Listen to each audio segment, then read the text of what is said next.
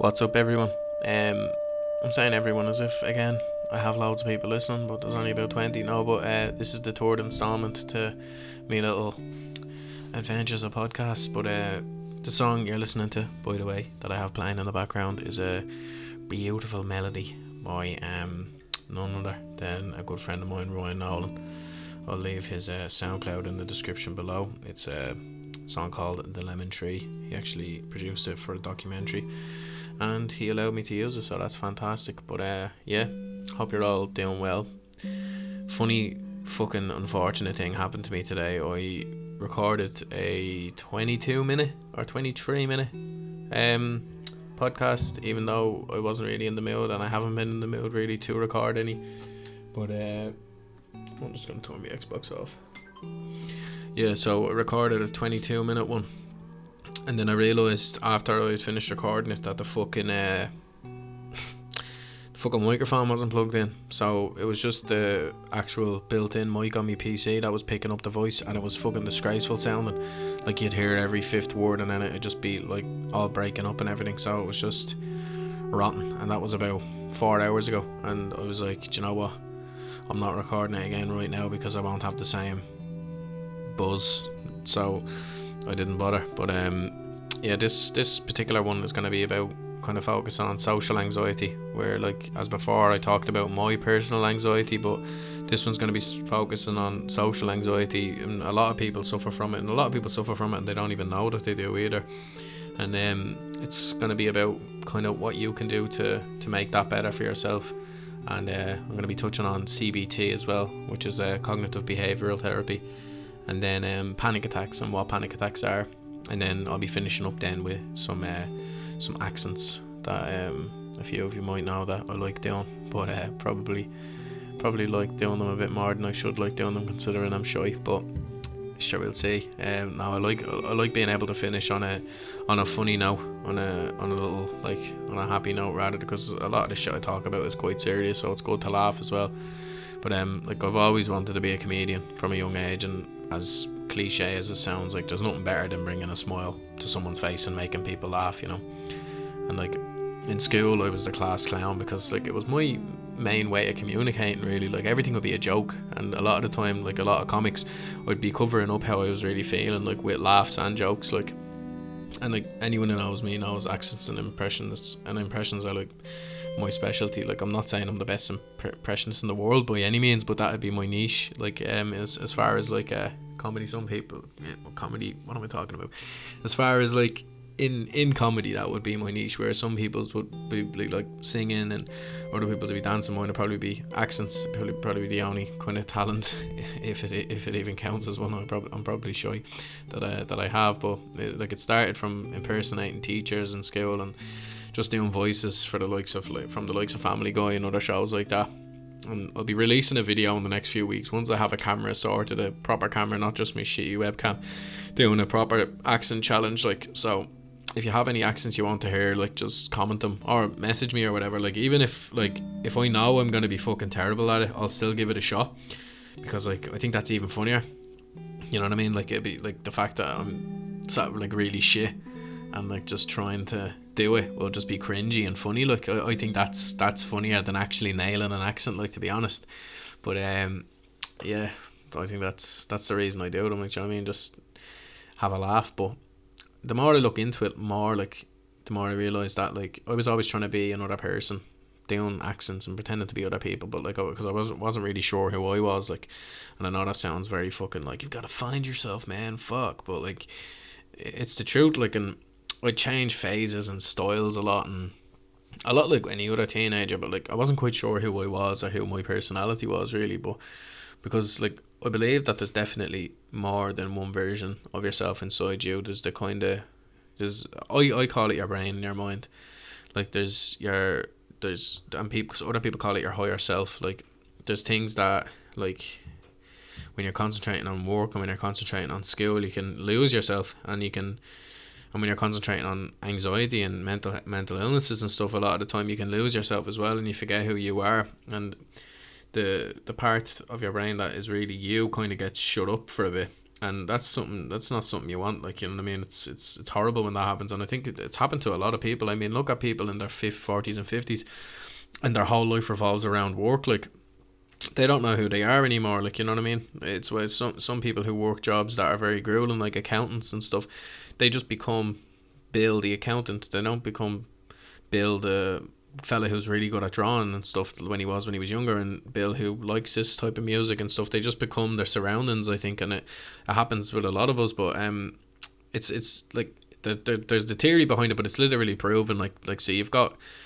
three main parts to your brain. The part in the furthest part of your skull near your spinal cord is the cerebellum. I'm not sure if I'm pronouncing that right, but as far as I remember from biology, that's how you pronounce it. And then that's the part where we get our survival skills from: breathing, blinking without knowing. It's the subconscious part, like the engine part of your brain that keeps you alive. Then there's the middle brain, which contains like the emotion part. That's where emotions are spawned and stuff. And then, as talked about in the previous podcast, there's the frontal cortex, which that's where you are, like that's where your personality is made. And often, especially with anxiety sufferers, these three brains, if you will, cross paths, and like the cerebellum part may give you a fight or flight response because it thinks you're in danger. Then the middle brain perceives it as a bad thought or emotion, which then leads to panic, or vice versa. A thought could set off a feeling or emotion in the midbrain, which causes the back brain to create an appropriate "you're in danger" response. This is why panic attacks occur. It's your fight or flight receptor kicking in when there's nothing to fight or run from, like, which can be terrifying. Like, it can be a completely terrifying experience for the conscious part of your brain, which doesn't really know why it's happening because there seems to be no immediate danger. Like, for example, the worst and kind of only, like, the big change for me with my mental health and stuff was when I suffered a massive panic attack there back in October of last year. And that sent me down a path of, as I was talking about in the first podcast, like a path of just horrible darkness, you know what I mean? And because I just didn't know what I was really. And like, basically what happened, and it's a perfect example of how the three brains inside your head kind of work against each other. Like, for example, I was sitting in work just on my computer like any other day, and then I got a little bit lightheaded. And like, I'm a worst case scenario type of cunt. Like, I'm always thinking of the worst case scenario ever since I was young. But like, I got a little bit lightheaded, and I was thinking, I wonder what that is. But I wasn't really freaking out over it or anything. And then out of nowhere, then it's just like just suddenly it was like a baby elephant was sitting on my chest, and then my arms went numb, and it was like I blacked out for a second.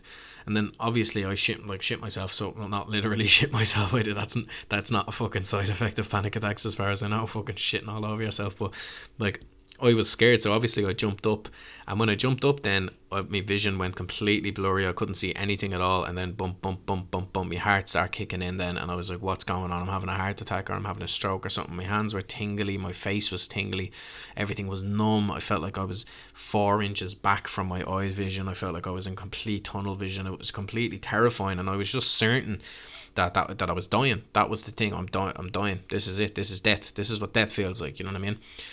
But it's not dying, you know what I mean? It's really not, because like it's your body is thinking you're in the worst danger you can possibly be in. So it's the physical sensations that you get with the panic attacks is it goes hand in hand with the mental sensations you get too. The thoughts you get of "I'm going to die" are spawned on by this panic. Like, that's what it is. Like, for example, we'll use, like, this is like talking about another thing as well, but similar, the roller coaster theory, we'll call it, right? Supposing you have, like, we'll concentrate on social anxiety. We'll stay away from the health anxiety, which what I have, but we'll concentrate on social anxiety because it's a lot more popular.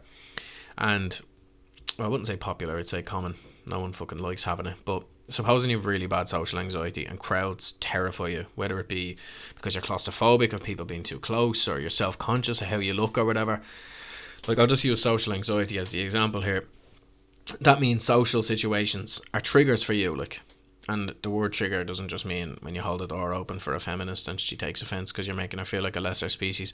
I mean, it triggers the thought process of "I'm in danger," like Ralph from The Simpsons, which turns into an emotion, the emotion being fear, which then turns into a physical sensation, whether it be numbness in your hands, a dry mouth, racing heart, tightening in your chest.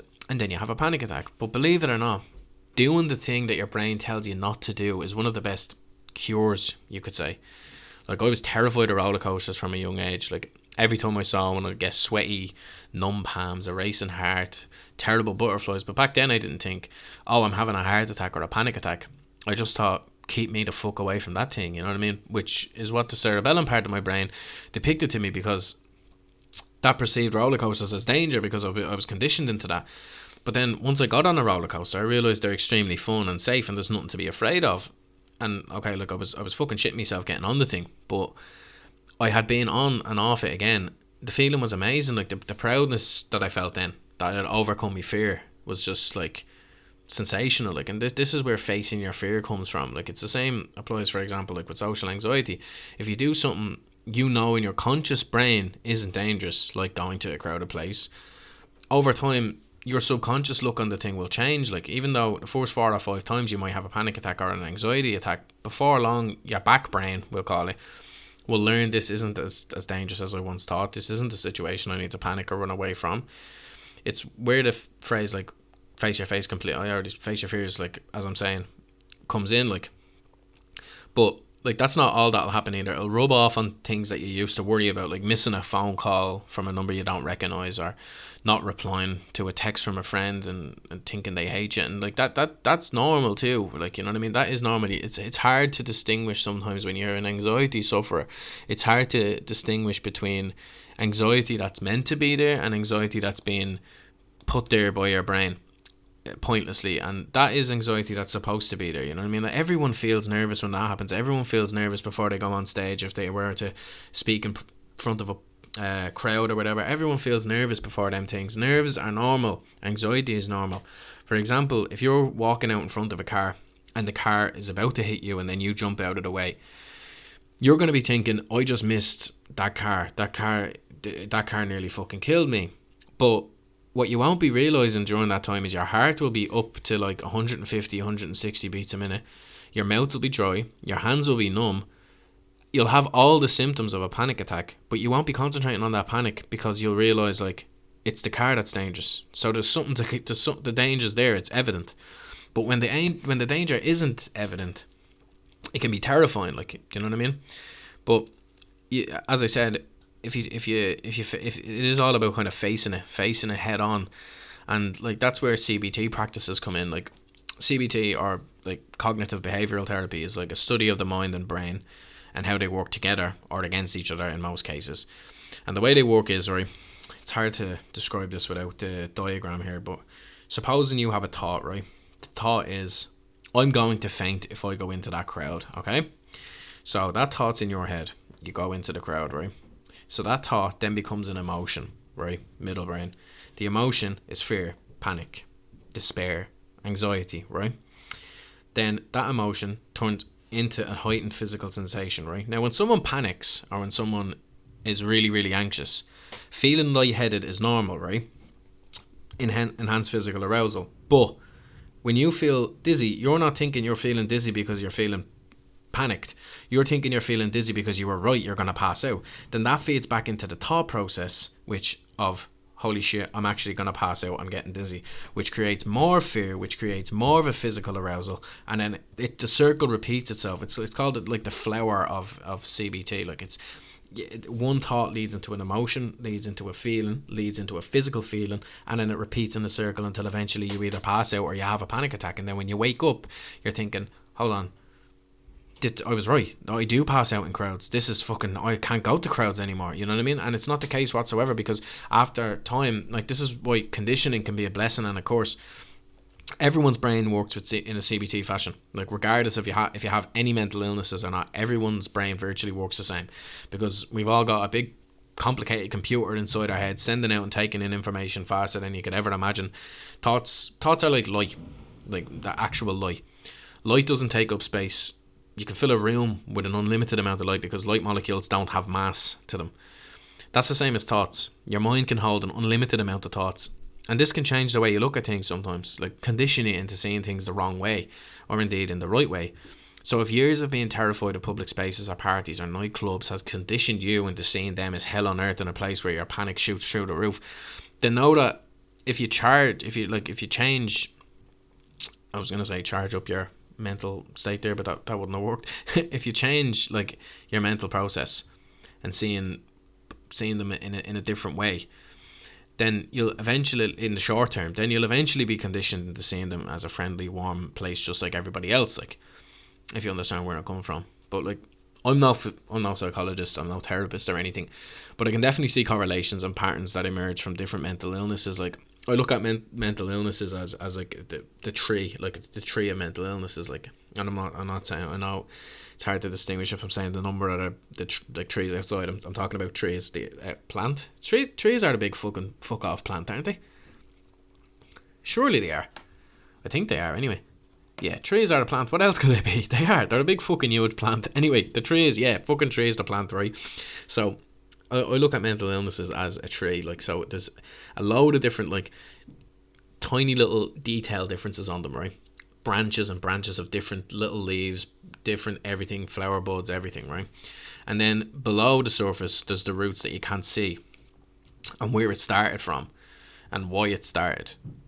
But I think all mental illnesses are actually connected as well. Do you know what I mean? They all have their similarities, whether it be schizophrenia and depression, or whether it be anxiety and OCD. Well, OCD is a form of anxiety, but like, they all have similarities and differences. So like, but they're all connected in one way. So that's the way I look at it. But yeah, that's kind of as best as I can put into words. Like, face your not like face your fears. I'm not gonna say, yeah, do you have social anxiety? Well, fucking go out now and get in the nip in front of everyone and say, look at me, I'm facing my fears. I don't mean that, because you get arrested for doing that, so don't do that. But I mean, go out and just start off small. Do you know what I mean?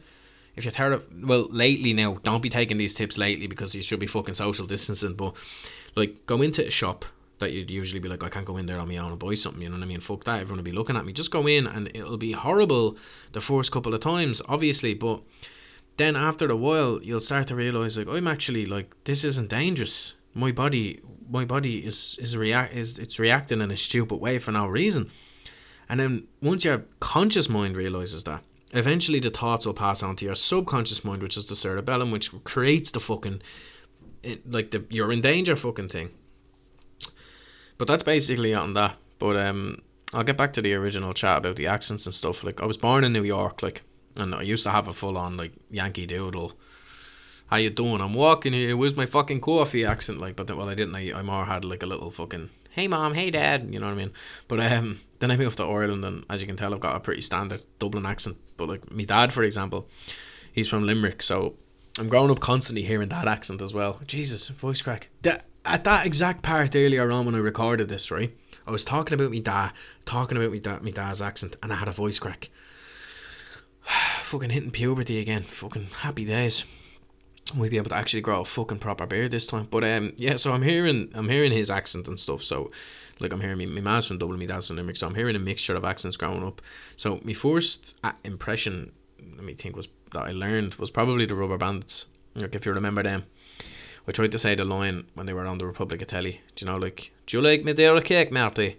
Oh, I'm more of a Black Forest scatter man myself. Fuck you, Marty. You just want to give it a whisk with this piece of popper pipe? I said popper pipe, but you know, you get me, copper pipe. That one. And that impression has a fucking special place in my heart. That does. Just gives me fucking nostalgic thoughts. But and then I started impersonating my dad's friends from Limerick. And I thought the Limerick accent was the only one I could do, until I started trying others. And the next 3 impressions I learned would have been Peter Griffin, like, hey Lois, where's Magni? No, that was actually pretty shit, but I have to work on that. I haven't done it in ages. And then Lois herself, which is just a more higher pitched Peter, which is like, oh Peter, oh, why is it always sexual when I do it with Lois? I don't know, maybe I have a fucking underlying fetish for her or something. And then after some practice I got Cleveland, hey Peter, oh no. Obviously they all need work, I'm not perfect, like, but they be kind of the, like, the fucking the first 3 or 4 that I learned. And then Oh yeah, I love one I'm trying to get as well, but I can't. I just can't. Is the neighbor Joe? Do you know the neighbor in the wheelchair? If you don't watch Family Guy, just go fucking watch it. Like, do you know what I mean? Because it's fucking gas. But you know, like, hey Peter, can I borrow your screwdriver? No, I can't. I can't get. Hey, nice cock. I just no. That's from a TikTok. That one's from a TikTok. But I just can't like. I can't really get him. But and I can't do Quagmire either. He's just like a fellow with ADHD at the back of class, just like alright, giggity giggity. He's just like fucking riddled with the fucking ADHD. But from there I tried and failed at so many different accents and the impressions. Like, but the easiest one, like, being the standard New York mafia accent, because that's probably like how I imagined I used to talk. Like, hey, how you doing? It's Jimmy two times. He says that because he got back. Fucking hell, I'm at the fucking up the line. I'll try it again, and I'm not gonna edit it out because I'm a person and I make mistakes. Hey, don't know why I said that. Hey, how you doing? It's Jimmy two time. He's called that because he says everything twice. I'm just gonna go get the papers. But if you don't know what that's from Goodfellas. And if you haven't seen Goodfellas, you're a sham. And you need to go watch it now because it's one of the best films in the world. But while sort of studying the New York accent, like, I realised, like, there's different types of accents, and like there's so many similarities between them. Like for example, the New York Robert De Niro accent, where it's kind of deep, would be like, let me tell you something, you would have that 20 fucking grand, I'm fucking talking to you. And then there's the higher pitch, like Joe Pesci voice, which is like, what do you mean funny? Fucking hell, get the fuck out of here, you fuck. I'm not really good at Joe Pesci, but still, I'm saying, like, that's just changing a little tone, and it sounds a bit different. Like, do you know what I mean? Like, all it is changing the tone, and it sounds like very different actually. But like, for another example with this one is like the Dublin one, for example. Like, right, so, alright, what's the story, mate? Right, just alright, what's the story, mate? As we all say, right? And if we increase the pitch of that just a little bit, right, just a small bit, and instead of using the front of our mouth, because a lot of people use the front of their mouth in Dublin, oil, royal, coil, foil, like that kind of Dublin accent is from the front of the mouth, and we use the back of our mouth and increase the pitch, it turns from alright, what's the story, mate, to alright, what's the story, mate? Fucking proper Liverpool accent there, mate. Swear to God, lad. Listen, mate, if you're not watching a match the weekend, mate, I'll fucking smash your face in, mate. Listen here, mate, you're a fucking mug. Swear to God, cunt. I don't know. They don't say cunt. People said can't like a fucking Australian there at the end. I was like, what the fuck? But it's like, it's interesting the way if you increase the pitch of it a little bit and just change the where the origin in your mouth of where it comes, it just completely changes. Like, but like, for example, like it's interesting that like the likes of a New York accent and a California accent can sometimes sound similar, but like a Dublin accent and a Northern Ireland accent sound a wee bit different. Either way, if you're from Dublin, you're a wee take, wee man. Now, I understand my Northern Ireland accent needs work, but come here, we all need work. None of us are perfect, do you know what I mean? But I'll leave the accents there. You're probably fucking sick of them. You're probably getting sick. But I've got a lot more, and I need to practice them. I didn't even practice. Like, this is just one take. Like, do you know what I mean? I'm just doing them off the bat. Like, if I was doing a video, I'd have to do a few takes, and I'd have to actually fucking work on them. I've got a lot more. I've got Eddie Murphy, Chris Rock that I've been working on that I can actually do decently well. I can definitely know that the one I'm confident with is Chris Rock. Do you know what I mean? The one I'm actually confident with is Chris Rock, but he's just a proper, like, yeah, I'm not gonna do it just because I know I'll fuck it up, won't I? Well, do you know what? Will I do it? I might fucking do it. What time are we at? Oh, well, on time. So, if you're black in America, that's all he says. That's his whole show from start to finish. If you're black in America, the government gonna hate you. If you're motherfucking black in America, it's just his whole set is that.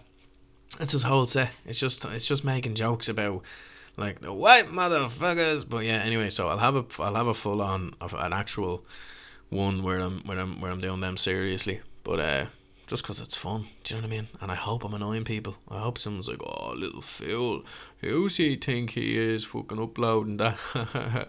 Phil, actually, like, I'd love if that was happening, do you know what I mean? Some little waster sitting there just like, haha, mad sham. But I am a sham, but fuck it, aren't we all? But one thing I'll touch up on before I finish is I'm writing an old book. It's a novel made up of short horror stories, and the first story is a psychological horror, and I'll put the link in the description to a great YouTuber called Mr. Creepypasta. And if you don't know him, that's fair, because it's a really, really, really, really, really weird named fucking channel. But basically, what creepypastas are creepy stories that he finds all over the internet. Right? He has a couple of million subscribers, like, do you know what I mean? So he can call himself whatever he wants. Like, I'm not over exaggerating. He has over 2 million as far as I know. But like, I put my story that I wrote on Reddit, and he emailed me, and I thought he was spoofing. He was like, "Oh, hi, it's Mr. Creepypasta." I was like, "Ah, yeah, say it is, yeah." I was like, "Fucking yeah, you mates with Hardy Bow, are you?" Fucking no, that's just a fucking inside thing. But Hardy Bow, like the sweets, just in case you didn't fucking get that. But I was like, "Yeah, Mr. Creepypasta is, yeah, cool, yeah." And then he goes, "Can I read your story out?" And I was like, "Yeah, walk away there, yeah, no." But and then he texted me then a few weeks later, and he was like, "Yeah, it's posted." He sent me a link, and it was actually the real him, like, do you know what I mean? So I was fucking chuffed. So I'll leave that down in the description, the story, the link for the story. But yeah. So just to recap, CBT, look into it if you suffer from any mental illness, or indeed if you just want to know how the fucking brain works, and you want to just know that you're a person instead of this fucking robotic workaholic fucking weirdo who just saves up and buys a pair of kicks and just fucking repeats the cycle and is just this brain dead cunt. Just if you want to know how we work as people, look into a CBT. It's interesting, and it'll definitely help you if you're suffering from anything. Face your fears. That's another good one. I don't mean face all your fears. I don't mean that at all. Fuck that. If you're scared of spiders, don't fucking pick one up. Fuck that. Do you know what I mean? If you're scared of wasps, leave wasps alone. They're cunts. Do you know what I mean? If you're scared of heights, don't jump out of a plane. That's actually proper grand. Just don't jump out of a plane if you're scared of heights. Or don't go up high. That's another good one for heights I hear. Just don't go up high. I mean, if face your fears, as in if you're scared of things that everyone else isn't scared of, like public spaces, as I'm using social anxiety for the example, or nights out or something like that, just go try it. Just give it a go. Do you know what I mean? Because it'll definitely help. You'll start to look at it differently. You'll start to realise that things aren't so dangerous that you thought they were. But thanks for listening anyways. Keep talking shy, keep smiling, and I'll see you next week. Hopefully I'll upload on time next week, but if I don't, fucking sue me.